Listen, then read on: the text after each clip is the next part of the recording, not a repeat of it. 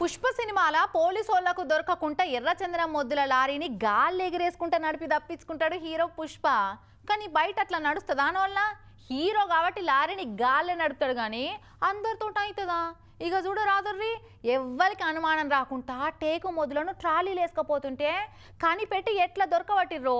అసలు పుష్ప సినిమాల chasing scene చూసినట్టే అనిపించింది అనుకో రాదుర్రి ముచ్చట చూస్తుంటే. ముంగట స్మగ్లర్ గాల ట్రాలీ, ఎనుకనేమో కారు. దొరకబడదామని ఎంత హారన్ కొట్టినా సైడ్ ఇవ్వకుండా కట్లు కొట్టుకుంటా దంచుకపోతా ఉండ ఆ బోలెరా బండివాడు. ములుగు జిల్లాలో నిన్న అర్ధరాత్రి ఓ 10-15 కిలోమీటర్ల దాకా నడిచింది సినిమా టైపు చేజింగ్ సీన్. లాస్ట్కు వాజేడు మండలం గణపురం ఊరవతల దొరకబట్టిరు. కాకపోతే వెనకపడ్డ చేజింగ్ చేసి పట్టుకున్న వాళ్ళు పోలీసు వాళ్ళు గారట.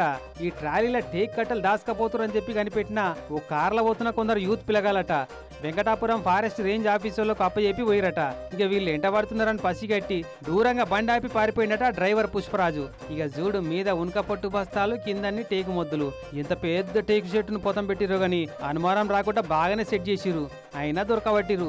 ఛత్తీస్గఢ్ రాష్ట్రం బీజాపూర్ జిల్లా కొత్తపల్లి ఫారెస్ట్ ఏరియాకి వెళ్ళి వెంకటాపురం మీదంగా పట్టుకొచ్చి వరంగల్, హైదరాబాద్లలో అమ్ముతున్నారట.